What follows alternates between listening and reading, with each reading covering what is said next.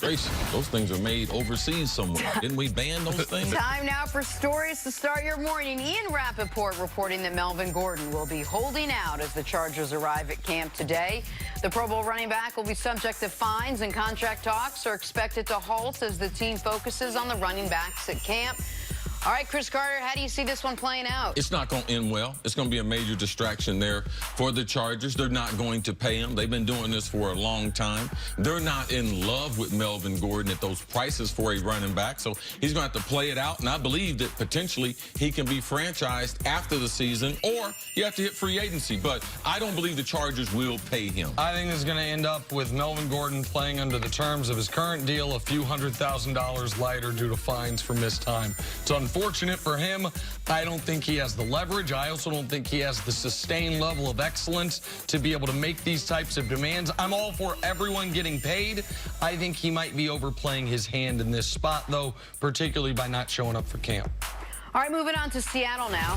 Linebacker Bobby Wagner seeking a new deal, but he says he'll attend training camp and will be cautious until he has a new contract. Nick, you like this approach? Well, it seems like exactly what you recommended Melvin Gordon do, and other guys that are in this situation. Show up, but be careful. If you're not comfortable playing in the preseason games, don't do it.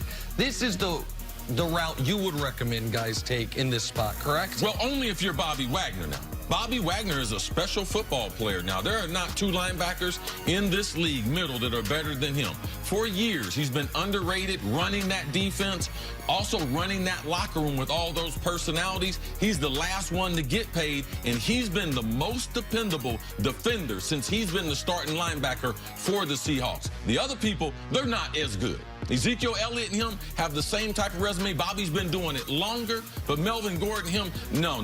They're both out west. That's about the same. They're both in the NFL. No, he can't do what Bobby Wagner's doing. All right, finally, Dallas got some great news yesterday. All-Pro center Travis Frederick is expected to be back in 2019. Frederick missed all of last year dealing with an immune system disorder. All right, Nick, what's the ceiling for the Cowboys if they are at full strength? Last year, they were carried by their defense this entirety of the season. In the second half of the season, the offense did its part. They had a top 10, I think the 7th-ranked scoring defense, 6th-ranked yardage defense, and an offense in the second half of the year approached that top 15. If you get that level of offensive production to go along with where they were defensively, that second half of the season level, there's no reason this team can't be in the NFC Championship game, somewhere they haven't been in 20 seasons. There's no reason they can't, for the first time since the mid-90s, which is unbelievable, win playoff games in back-to-back years. Like, this is the year for the Cowboys. They have a superstar running back. They have a very good wide receiver. They have a quarterback that, while limited, does not kill you and can make big plays in big spots. With Travis Frederick back, they should get back to being who they had been the previous few years, which is the best offensive line, or certainly a top 3 offensive line in football, and they've spent the money on the defense. So at full strength, with Zeke in the fold, with Travis Frederick back, with Dak not playing like he did the first half of last year, this Cowboys team should be in the discussion for one of the 2 or 3 best teams in the NFC, which means you're right there to potentially get past the divisional round, which they haven't done in nearly 25 years, and have it be a game away from a Super Bowl. To me, I don't think they're a Super Bowl champion team, but could they be one of the teams playing in the second to last weekend of the year? Absolutely, if it all falls right and they have all those guys in the fold. With Travis Frederick coming back, it's something specifically healthy. He's the best center in football, and not just a blocker. His overall athleticism, I would say him and the center for New England are 1 and 2. So what does it allow them to do? They struggled last year in the red zone.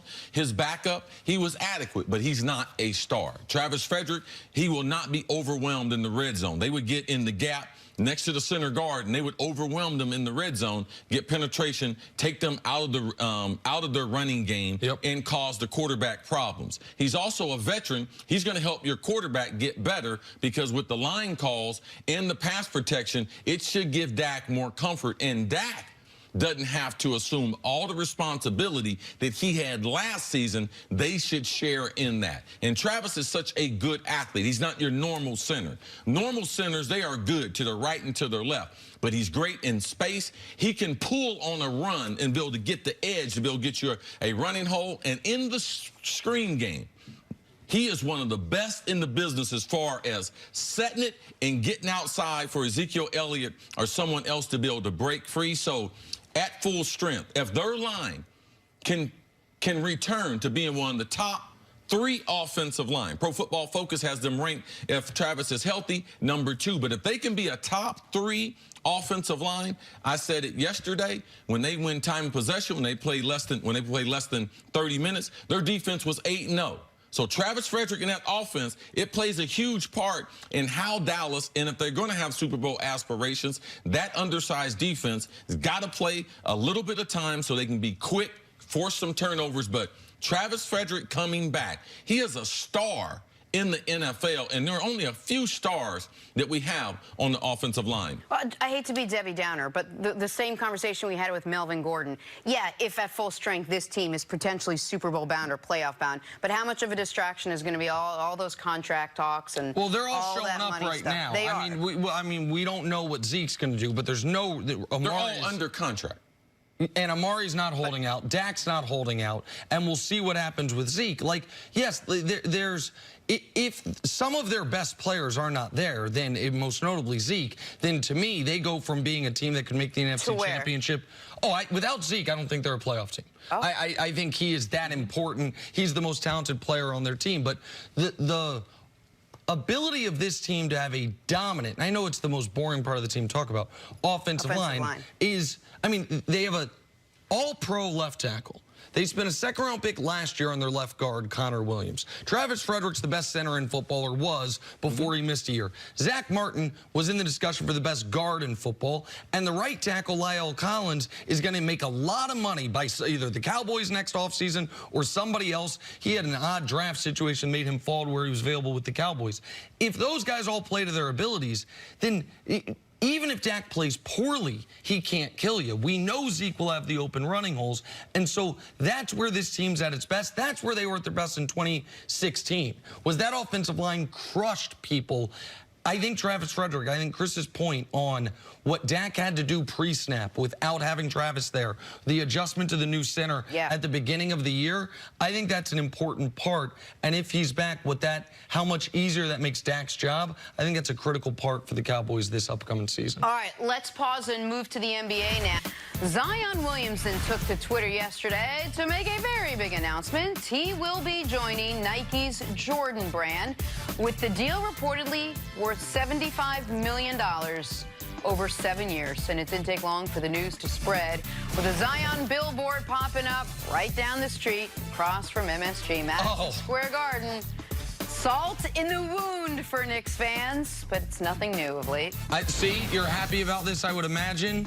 You being a huge Jordan fan, call him not only the greatest basketball player, but the greatest marketer of all time.